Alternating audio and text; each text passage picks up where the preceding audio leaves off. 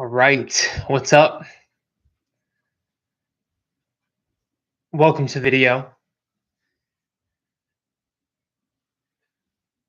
I've got my under the desk walking pad all set up. We just moved a couple weeks ago. So this is what will be the office area. It's not totally set up yet, but I've got my under the desk walking pad. I've got my standing desk. It's starting to shape up. It's starting to come together. Hopefully you can hear me all right. If you're joining the video, comment down below. Let me know how the audio is. Let me know if you can hear me all right. Usually this microphone is pretty reliable, but not every time. There's been times where it hasn't worked. Today's video, I'm going to share some stuff with you about my personal preferences in regards to strength training. I'm going to share with you my top 2 favorite exercises for each major muscle group. So at the very least, if you watch this video, you'll come away with a full workout of essentially 2 of what I consider the best exercises for each muscle group. So, yeah, so that at the very least, you'll come away with that. Hopefully, you enjoy the video. I'd love to hear as we go through the video what your thoughts are. And if you like any of these exercises that I mentioned, or if you have your own preferences and you have different exercises, or if you want my thoughts on a particular exercise, let me know in the comments. I see Thomas. What's up, man? Thanks for joining. He said he can hear me all right. Morgan said she can hear me all right as well. Thank you for doing that. So cool. This will be a good one. If you're just joining the video, I see a couple more people hopped on. Let me know down below either where you're watching the video from, and let me know if you can hear me all right. All right. So we're going to go through quads, hamstrings, glutes, chest, shoulders, back, biceps, triceps, calves. So the 9 major muscle groups that people train in the gym. This is what I love about fitness is there's unlimited ways that you can set up a routine and still be effective. There's no right or wrong. There's a million different exercises you can be doing. These are just my top favorite exercises for each muscle group currently. And I was telling my clients that this changes over time.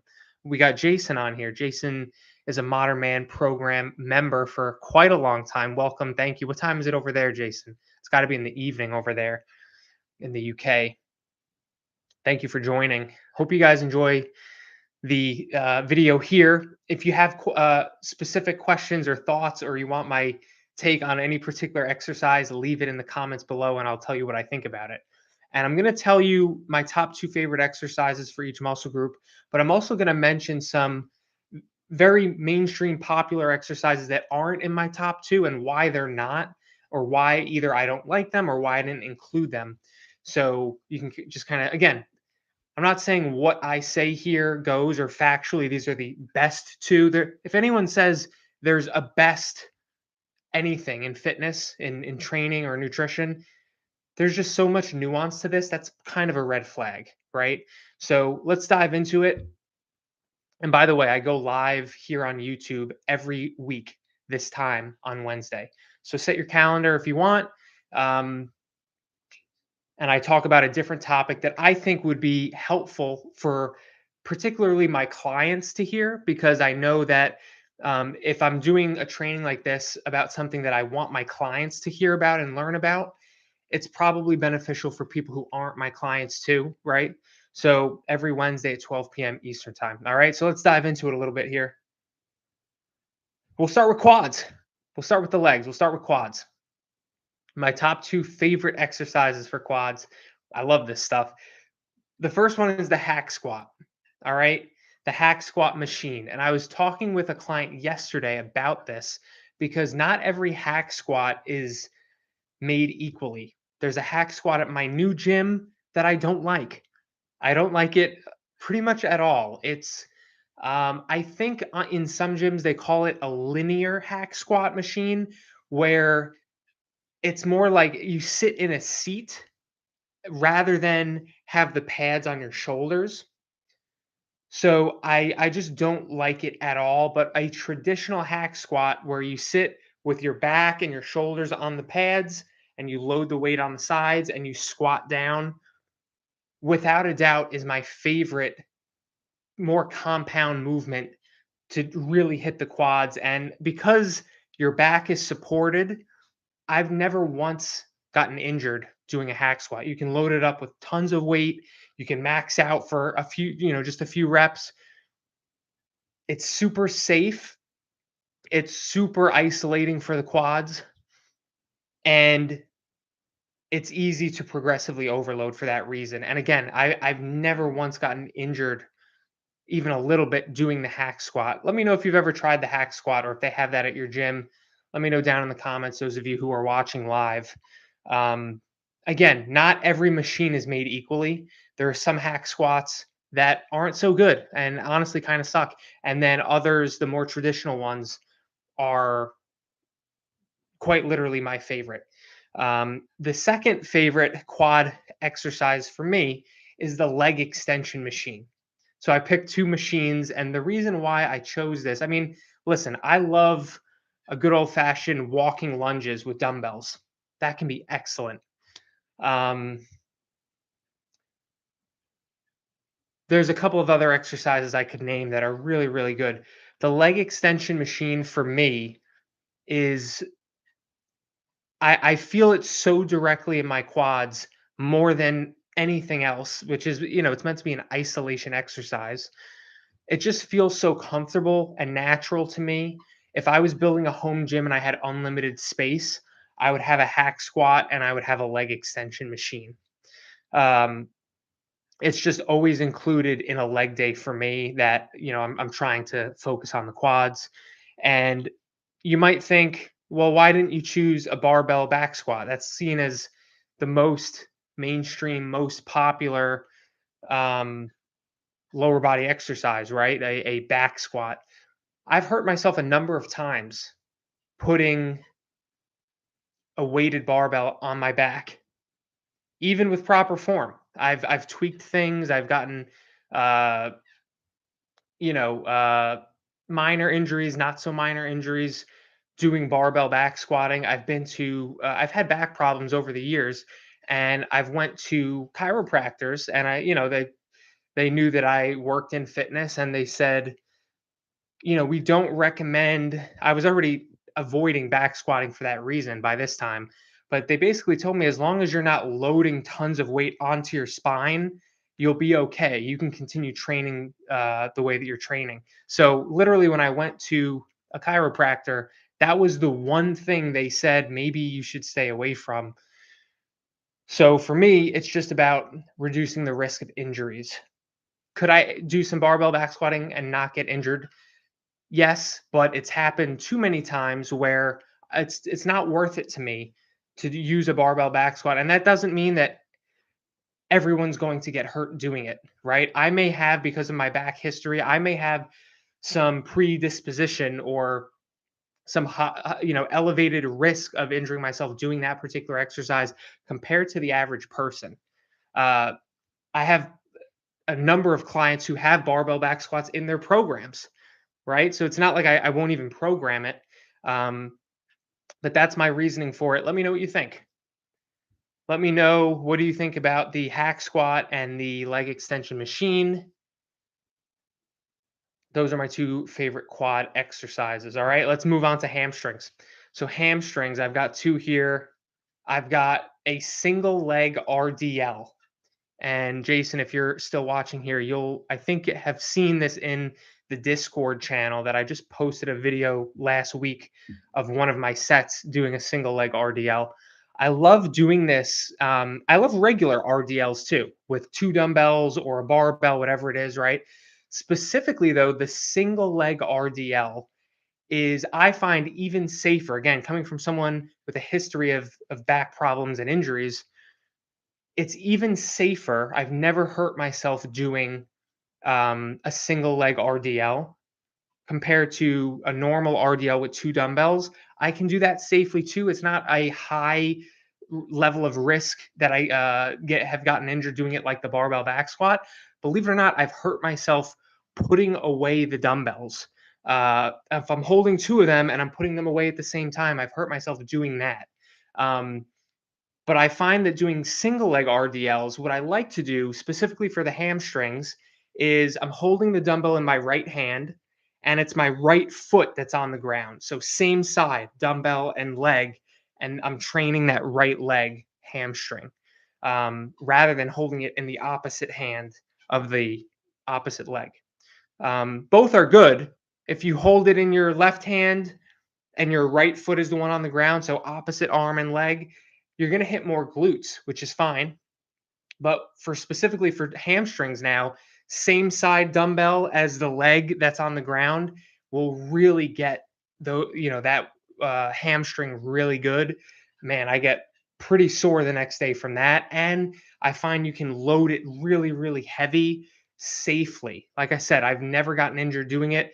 Last week I was doing 100-pound dumbbell, holding a 100-pound dumbbell in my right hand. I do have the wrist straps to make it easier to hold the weight. I could probably do more weight than that. And I'm not a big guy. I'm 5'9", 5'10", 155 pounds.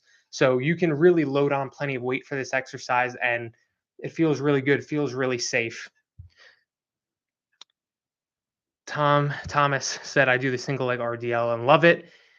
And Jason said, important not to lock your standing leg out. Yep. You can keep a slight bend in that leg for sure. Cool. So second favorite hamstring exercise or number two is a seated curl machine, seated hamstring curl machine. So again, I really like the machines. I picked again a little bit of a more compound movement, and I picked a more isolated seated hamstring curl. And I do like the seated hamstring curl machine more than the lying hamstring curl machine. Some gyms have one or the other. Some gyms have both. My gym has both. I always choose the seated one just because I feel like it's more comfortable. I get more locked into place and I can create the range of motion that I want more. Whereas the lying hamstring curl, I find that my butt and my hips come up off the pad when I'm doing the curl. And you don't know this unless you take a video of yourself of one of your sets. You'll notice a lot of the time, if you're not really focusing on it, when you go to curl up, you're laying on your stomach, you go to curl up, your glutes will come up like this when you do it. And ideally, we don't want that, right? Um, so two simple exercises for the quads, for the hamstrings. Any others that you like? Any others that I've missed that you would put in there for either the quads or the hamstrings? Let me know down in the chat below. Trying to think. I really like doing RDLs with the trap bar or the hex bar. Not a lot of people use it for that, but I really like doing the RDLs with the hex bar, which would be a glute and hamstring focused movement. But I like it because your hands are neutral, right? Rather than the weight in front of you like this, your hands are on the sides and it's more of a neutral grip. And the weight is kind of distributed evenly around your body, right? Because of the nature of that hex bar. I find that that's more comfortable to me. That I like that better compared to the dumbbells and the weight just being completely in front of me. So that's kind of a cool feeling if you haven't tried it. Jason said heel elevated goblet squat. That's a good one too for the quads, right? That's a really good one too. Um, one that I still think, I mean, it's probably on par with the hack squat for quads. My old gym at our old house had a pendulum squat, which you can look up what that looks like. It's a really big machine. It's probably like 5 or 10 grand. And there's the platforms down here, and you're standing on it, and it kind of swings back and forth like this. But just the angle of it is so ideal and so comfortable and so optimal. That was good. I was doing that every leg day, that pendulum squat. It's a similar kind of setup and style to the hack squat, but I've seen a lot of people, a lot of high level people in the fitness industry doing that particular machine lately on social media. Heel elevated goblet squat or heel elevated any type of squat is a really good option though, Jason. Good stuff. All right, let's move on to glutes. So I actually realized I just put one down for this, so I'll make up a second one on the spot. My favorite glute exercise is a hip thrust machine. All right. And we're seeing these pop up in gyms more and more now. They all look slightly different, but it's a machine where you can load plates onto the sides of it. You're laying in the middle on a pad, a bench, and there's a platform here where you can put your feet. So, you do a hip thrust, and usually there's a belt of some sort that goes around your waist, and that's how you hip thrust the weight up is kind of like a seat belt or a padded belt that you put around your hips. So it's a lot more comfortable than if you were to put a barbell on your hips, right? And that's one that I put here that is, the most popular glute exercise pretty much is those barbell hip thrusts. And I personally hate that variation of it, even though it's the same movement as my favorite exercise, the hip thrust machine. There's no doubt that a hip thrust of some sort is an excellent glute exercise. But doing it with a barbell is the biggest pain in the ass exercise to set up of all time, right? You have to get a barbell off a bench press and you have to bring it somewhere where you can lay down on the floor or bring it, somewhere near where you can get onto a bench or something that you can do your hip thrust against, right? And then you have to load the plates on the sides, and then you have to get under the barbell properly and get into position. It's just it takes a long time to set up and then to tear down when you're done. And then it feels like shit when you are, you know, uh, uh, trying to keep, it's an exercise you do a lot of weight for because your legs and your glutes are very strong. So you have this barbell on your hips, and every time you do it, you're just going to have bruises and stuff on your hips. So that's why I don't love that exercise, and I don't include it. But the hip thrust machine is an excellent alternative. Let me know if they've got a hip thrust machine at any of your gyms. Um, Sometimes it's sort of intimidating to try, right? Because it's like it's kind of a complicated machine. You got to get into it. You like, where do your feet go? How does it feel when you put the belt on? But I promise, if you haven't tried it before, give it a try. Do it light. Add a 25-pound on each side. Don't do anything crazy. Just see how it feels. See how you strap it in. See how you unhook it to release the weight and things like that, because it's worth it, and it's a really great way to train the glutes. All right. Now, for the second exercise, I'm actually going to give you two more for glutes. I'm going to give you a single leg RDL again, but a different variation, the one where you hold it in the opposite hand of the foot that's on the ground. Believe it or not, this adjustment makes it way more glute focused. And we do this all the time for glutes, me and Morgan. So you hold the weight in one hand, and the foot that's on the ground is the opposite foot of the hand that you're holding. So what this does is it forces that opposite glute to really work and balance and stabilize you, since the weight's over here, but you're balancing over here. So that's why it turns it into a very killer glute exercise. So that's one I really like, but also I like a glute bridge of some sort, whether it's done just body weight, whether it's a single leg glute bridge, whether it's done on like a big exercise ball. These are so simple and they don't look incredibly hard, and you don't use like weight for it, but they're so effective and they're so good. Jason said I don't have a machine at my gym, the hip thrust machine, and not a fan of the barbell. Also, Hertz lunge you mentioned. Yep, that can be good. That can be good. Also, underrated for glutes is things like lunges, and I almost put Bulgarian split squat on here. I don't like that, right? It's a pain in the ass to do Bulgarian split squats, but they're good. They can be good. You can adjust your foot positioning and your torso positioning for both lunges and Bulgarian split squats to be more quad dominant or to be more glute dominant. And I've done workouts before where I do lunges or Bulgarian split squats, and I feel it the next day in my glutes and I'm really sore. Usually, if you have a more forward lean with your torso while you're doing it, it's going to be more glute focused. And if you take wider strides, all right. So to be more glute focused in a lunge or a Bulgarian split squat, you're going to take a longer stride, and you're going to be leaning forward a little bit more than you otherwise would be. To be more quad focused, usually you're a little bit more upright. You're not supposed to be perfectly upright, but a little bit more upright, and your steps are going to be more narrow. This is going to help get more um, like flexion at the knee, like more bend at the knee, so that really the quads are fully stretched out and then contracted when you do your lunge. Thomas said I do RDLs with the opposite hand for glutes.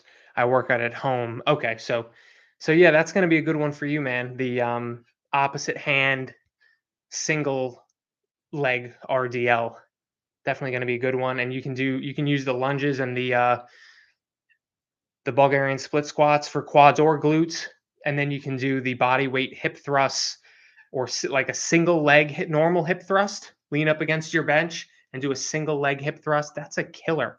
Even for an advanced lifter, that's a killer. All right, let's move on to some upper body stuff. Chest. Let's do chest here. By the way, if you're just jumping on the video, let us know in the chat here. Looks like we got a few guys watching, and I appreciate you watching. I hope you find this helpful. If you have any specific exercises you want to mention, leave them in the chat below. I go live here every Wednesday on YouTube here at 12 p.m. Eastern time. And chest, all right? So, all right, I got two here. I put a vague dumbbell chest press, because it could be a flat dumbbell chest press, it could be an incline dumbbell chest press, but I like using the dumbbells best for a chest press rather than the barbell. I don't dislike the barbell. It's not something I think is bad. And again, I have clients who have a barbell bench press in their program. For me, everyone has their preferences. For me, the dumbbells are very greatly my preference here. And it's because I can adjust my hand positioning or the degree of the angle that I'm pressing at. A bench press, you have to do it. Your wrists have to be a certain way, right? It has to be like this. With dumbbells, it's nice to be able to have more of a 45-degree angle of a press, or a more of a neutral grip of a press if I want to. And I find that I can get a better stretch, I can get a better range of motion, and my wrists are more comfortable than a traditional barbell bench press. So, dumbbell chest press, whether it's flat chest press or incline, is my favorite way to do chest presses. Again, that's the reason why I didn't include the barbell bench press. Not saying it's bad by any means. It's still very good. Machine pressing can be great. Some gyms have some really great flat, like seated chest press machines or an incline chest press machine. Even like Planet Fitness. Like, people like to hate on Planet Fitness because they don't have like all the free weights. And by the way, they're rolling out more and more machines and more free weights. Some Planet Fitnesses have squat racks now. So it's actually a pretty good gym, but they have specifically an incline chest press machine that is really good and really comfortable, and it just feels great. Some gyms have, really good machines for pressing as well. So that's that. And then my second exercise for chest is cable flies. So this can be cable decline flies, which is kind of my preference, or just regular cable flies, kind of straight on. But doing flies with cables is by far my preference. And to me, it just feels the best with that constant resistance compared to like a dumbbell fly, where there's resistance here and here and here, but there's no resistance here. At the top, you're resting. There's no resistance up here. And then you come here, and yeah, there's resistance for much of the exercise, But once you get 80% of the way there, there's no resistance anymore. With a cable, there's just constant resistance throughout the whole thing. And it's versatile. You can do decline flies, you can do flat cable flies, standing or seated. You can bring a bench over and do it seated. You can do incline flies on cables. You can do anything. So to me, it just feels so much better with the cables. Although the seated fly machine is really good too, right? That's something that I do almost every time I'm hitting chest. It's often included in my program, and it's something that it's a great machine as well. All right, underrated exercise, honorable mention, is a Smith machine incline chest press. All right, I often do this as well. I don't love doing a flat chest press on the Smith machine, and I'm not even sure why, but an incline chest press on the Smith machine is so underrated. A really great exercise. It's easy to load on plenty of weight, and you're safe even if you don't have a spotter, because even if you can't get the weight up, you can twist it onto the machine and you're safe. So Smith machines are so underrated. They got a lot of hate in past years, and now I think they're making a comeback with a lot of people actually talking about how great they can be. So honorable mention there. Um, Thomas says he wants to get a cable machine for his home gym. Yeah, man, it's worth it. I was talking to somebody else on Instagram about this yesterday, believe it or not. They've got like a couple of my clients have tonal, right? I'm sure you've seen that, which is like a super high tech cable system that goes on the wall and it's like 5 grand or something. Um, to me, cables are a great addition to your training program, but they shouldn't be the tool you use for everything, right? Uh, it's very annoying to try to use cables for everything, especially for legs. So I think they have their place with several or many exercises, but having some free weights in there, like dumbbells or barbells of some sort, combined with some cables, really is ideal. But on Amazon, they should have a bunch of different cable options based on how much room you have or how much you want to spend. Like I've seen some sort of cable or pulley setups for like 200 bucks even on Amazon. Now I don't know how great they are, but there are definitely options of all budgets on Amazon there. Um, cool. So let's move on to shoulders. Let me know if there's any exercises you guys want to mention for chest, but those are my two favorites, the dumbbell chest press and the cable flies. Shoulders now. So I got two here. One of them is lateral raises. I didn't want to do all the muscles in the shoulder. Like we got the front delts here, we've got the side delts, we've got the rear delts. I just wanted to keep it to just shoulders in general. So lateral raises is definitely one of them. Definitely one of my top exercises because it hits it's in my opinion probably the best exercise or one of the best exercises to hit that side delt, which is a big part of the shoulder. I did these today, right? So you can do these with dumbbells, which is usually what I do. You can do these one arm at a time on a cable, which I often do, and that's a really underrated way to do uh, lateral raises because again, there's that constant tension that you don't get with the dumbbells. Doing it with dumbbells is great, but doing it with a cable is really, really nice too. The only downside is you have to do it. You don't have to, but usually you're going to do it one side at a time compared to dumbbells where you're going to save some time, be able to do both of them together. So lateral raises certainly is in my top two shoulder exercises. Um, as far as shoulder pressing and like that front delt, what I put here, and again, this is currently my favorite, is a Smith machine shoulder press. All right. I could easily have put a seated dumbbell shoulder press, overhead press. I could have said that too. Great exercise. I do it almost every week. But the Smith machine shoulder press, basically it's done on a very high incline. So you're not sitting at a 90-degree angle like this, but you're sitting at a slight incline. It's a high incline, and it's a very like you're not really hitting chest. It's um, certainly much more shoulder dominant, and I really like this. It's really comfortable.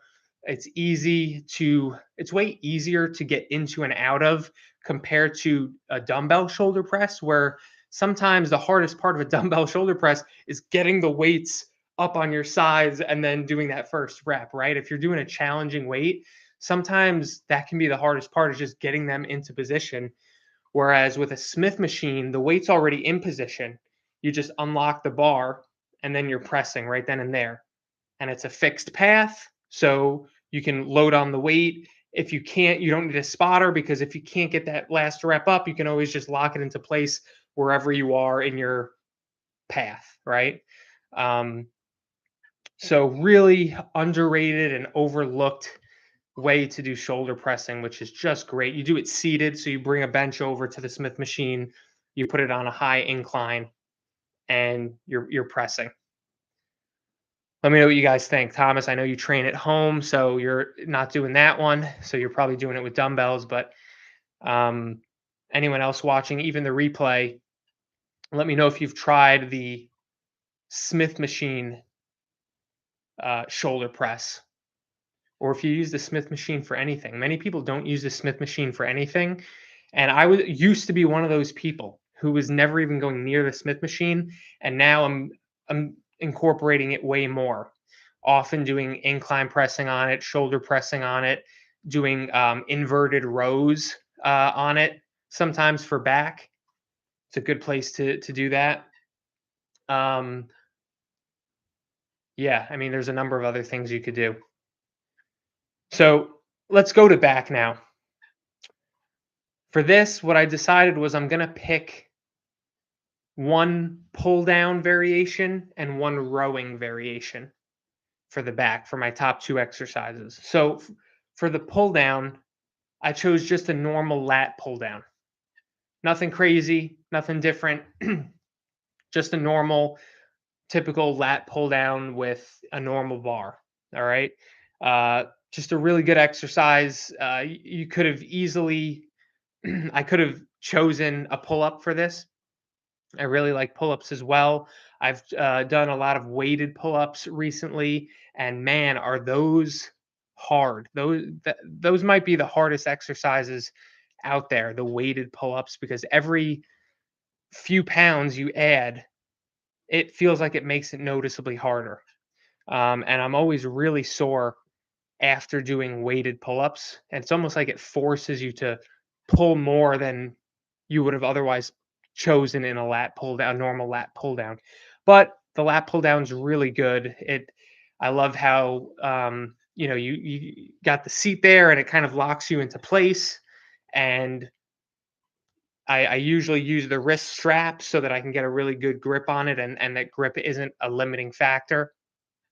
Um, and I do like the normal kind of shoulder width apart, maybe a little bit wider kind of a grip rather than like the closer grip ones. So that's how I like to do it. And then for the rowing exercise, I chose a chest supported row machine. These are usually seated machines, right? This could be like a T-bar row where it's chest supported and you grab the handles and you pull up towards you, or like a normal seated row machine, which most gyms have, where you're sitting and there's a chest pad here. Really, anything that's chest supported to me is so much better for training back than if you're doing a non chest supported exercise like a bent over row, or whether you're doing it with a barbell or dumbbells or anything like that.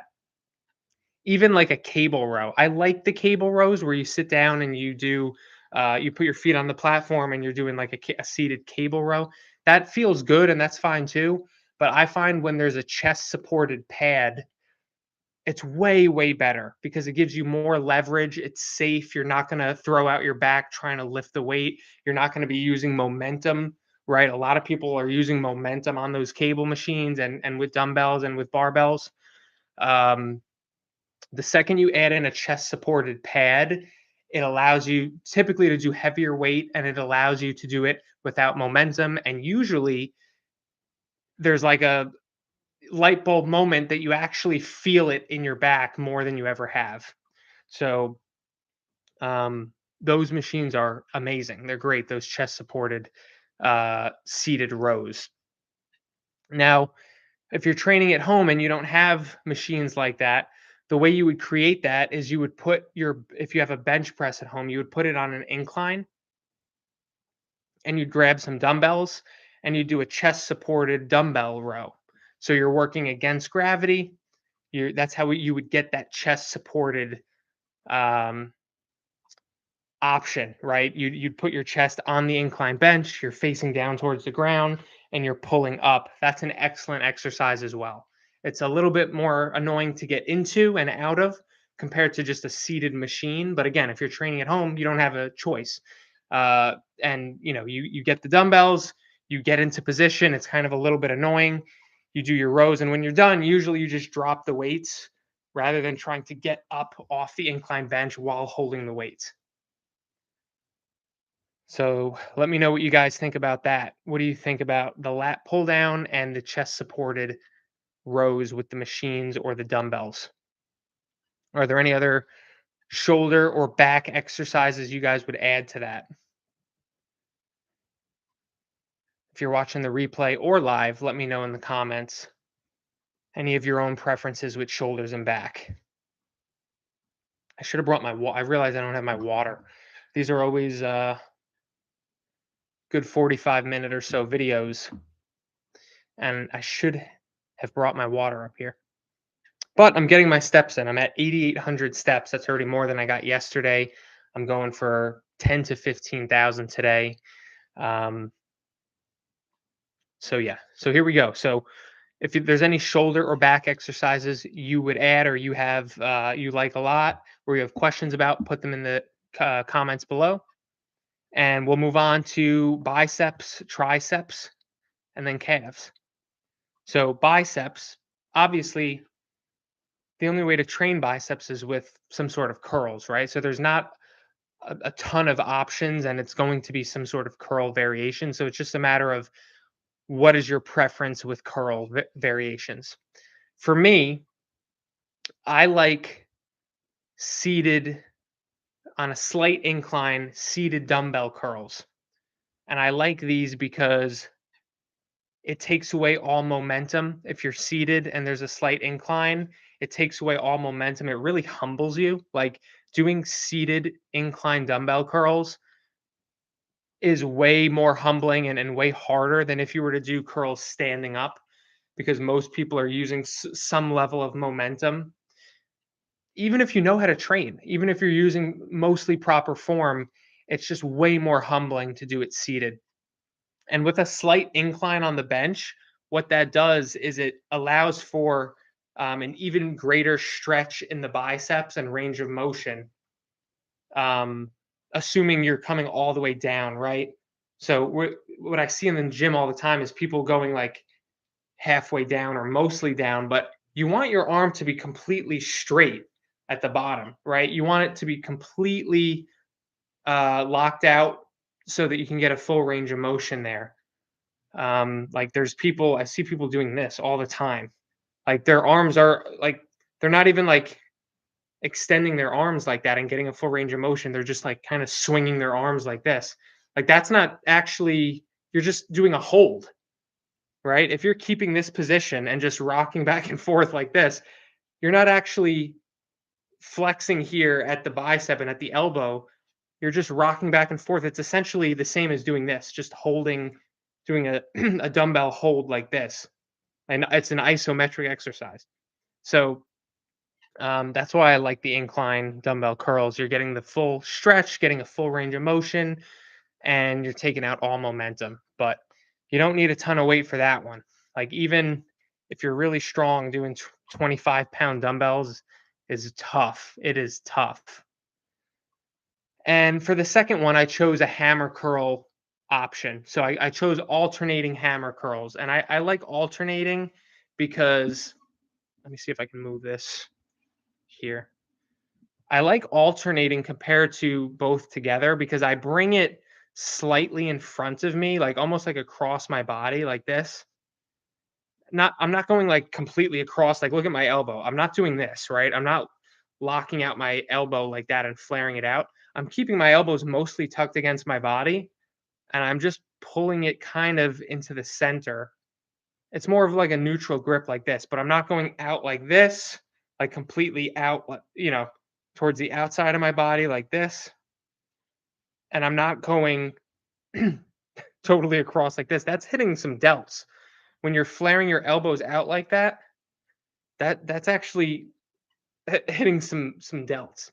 So we do want to keep more of a neutral grip. We do want to keep our elbows kind of locked against our body. And I'm just, keeping it somewhat towards the center of my body like that. So alternating for me, dumbbell hammer curls is the most comfortable, most easy and effective way to get that curl variation in. Man, I hate the rope hammer curls. People doing hammer curls with a rope uh, on the cable. I hate that. Um, Barbell curls, I don't mind at all. They can be really, really good. But I've been having some elbow sensitivities lately where it doesn't feel great to do a barbell, and it's just been more comfortable. It's allowed me to train more safely and more at a higher intensity, keeping it to dumbbells for whatever reason. But I do like barbell curls a lot. Let me know what your favorite curl variations are down below. Leave them in the comments. Or is there any particular curl variation you like best?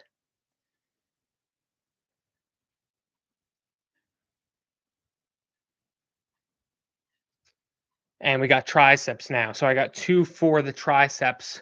My top two are hanging dips, which in my mind are a really good exercise. Hanging dips are really good. You can adjust your positioning to be more tricep focused or to be more lower chest focused. I actually do them for both.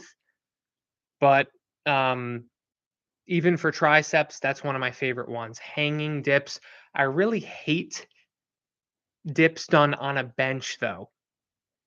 Like if you're just doing them on a bench, I actually really don't like those because the way that your shoulders have to go behind you, it just feels way too straining and stressful on the shoulders.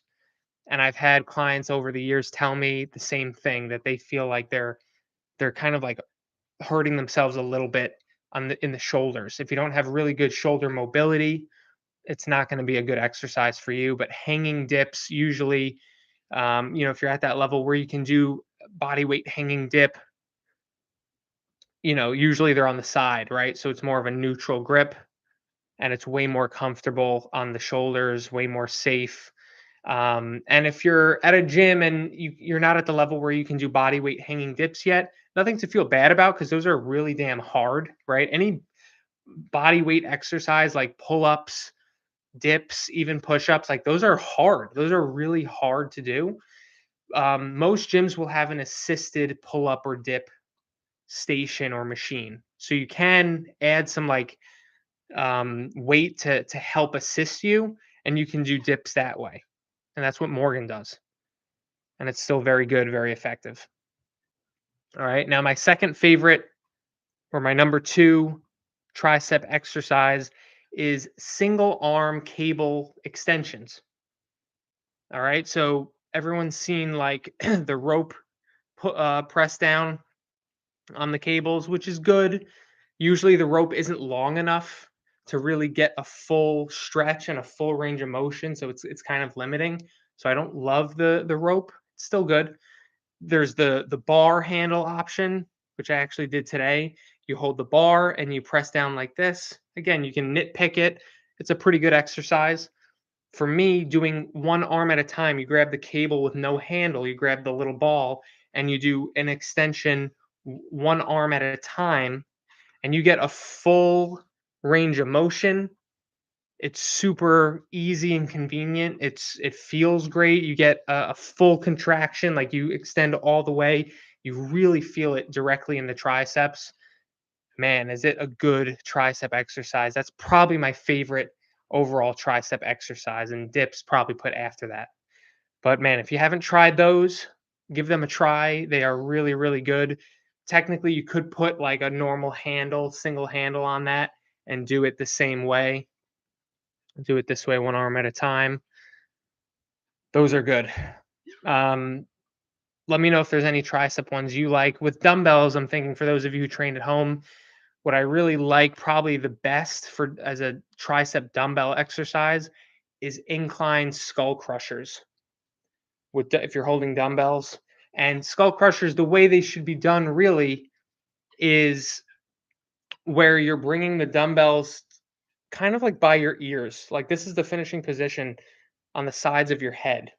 A lot of people don't realize they bring them on top of their head like this. That's not what you want. You want to bring them all the way back here. Look at the difference in the range of motion. Look at how bent that elbow and that arm is. Like almost fully bent like that. That's getting a longer range of motion. That's getting a more full range of motion. Like when I'm doing it this way, bringing the dumbbells to the sides of my ears. Whereas if we bring them to the top here, look at the range of motion there. It's not terrible. Like you're still training the tricep, just not as good, right? Look at here. Like that bent arm, like it's not nearly quite as bent if I'm doing it this way. It's not nearly, you're not getting probably 30% less range of motion compared to here, right? You see what I mean? Does that make sense? I don't know if I explained that too well, but um, that's my favorite for those of you who only working with dumbbells. That's my favorite dumbbell tricep exercise right there. Incline dumbbell skull crushers. And for calves, this is the last one here. By the way, if you are watching this and you need help with your own training program in order to reach your goals, whether that's losing body fat, gaining muscle and strength, or both, a combination of both, and you want my help to have a structured plan in place, adapt that plan properly over time so that you continue making progress, feel free to reach out to me. And if you want to explore the options of having me coach you through my Modern Man program and join some of the other guys that I work with, it's an amazing group of people. And we'll make sure you get in the best shape of your life step by step. I'll be there helping you, and you can reach out to me if you want to explore the options of doing that and if it might be a good fit for you. Or you can go to modernmanprogram.com and check out a little bit about what it's about. So, yeah, if these videos resonate with you, feel free to go do that and check that out, or to reach out to me about that. But let's finish it off with the calves. All right. So, again, there's only different variations of calf raises that are going to train the calves pretty much, right? So what I chose is a elevated calf raise, which I think might be just like certainly is better than if you're doing it non-elevated, right? If I'm doing elevated calf raises on some sort of platform or elevation, I'm getting a greater range of motion and a greater stretch in the calves. If you're just doing it on the floor, you're getting a much worse range of motion, and you're not getting quite as much of a stretch in your calves. So this is one of those situations where doing it elevated is just better, factually better than doing it not elevated. All right. Um, so you can do these standing, right? I like doing them standing on some sort of platform. You can hold dumbbells. You can put a barbell on your back. You can do it body weight, even body weight. If you're doing them right, they'll make you sore the next day. All right. The second exercise I chose for calves is the seated calf raise machine. So what they do is they put a little platform there for you. So you're doing it on an elevation. It's just in a seated position. So usually the way that you would break this up when you're training calves is you would do one standing exercise and one seated exercise. Okay, because then you're training them in two different positions. Um, for those of you training at home, what you could do here is put a plate or some sort of platform on the ground for your toes to go on, so you create an elevation, and then you put two heavy dumbbells on your knees. So you're sitting there, you've got two heavy dumbbells on your knees, and then you perform the calf raises. So it's you're essentially creating like a machine calf raise, a seated machine calf raise just with dumbbells, and it's really really effective. Still really really good. So those are my favorites currently. Again, one thing you guys know, and if not, you'll see over time as you get deeper and deeper in your fitness journey, your favorite exercises, the ones that you like most, the ones that you're doing in your programs, they change over time. And even the way you execute the same exercises you were doing 10 years ago, they optimize over time, and you perform them slightly differently over time because you learn and you get better. Like anything else, the more you do something, the more you learn and the better you get at it. So right now, the way I perform a chest press is not the same way that I performed it 10 years ago. And the way that I perform calf raises is not the same that I performed it 10 years ago. And you evolve and you improve over time. So the same goes for your exercise selection. You learn which exercises really feel good to you. There's some of it, some aspect of it that's just there's certain exercises that are better, that are going to be more effective than others that train the same muscle group. But also you learn your preferences with tools, right? There was a variety of tools here, the machines, cables, free weights, and I have preferences of which exercises I like to use which tool for. There's some that cables are just way I feel they feel way better to me doing this particular exercise with cables. There's certain exercises to me that feel way better just doing that particular exercise with free weights, and same with machines. So the more experience you get, the more you learn your own preferences, and that's how you continue to get better and better with your training. So thank you guys for watching. I'm live again next Wednesday at 12 p.m. Eastern Time. If you'd like help with your own training program, reach out to me and let me know, either here or on Instagram or email. I'm happy to help, and see you on the next video.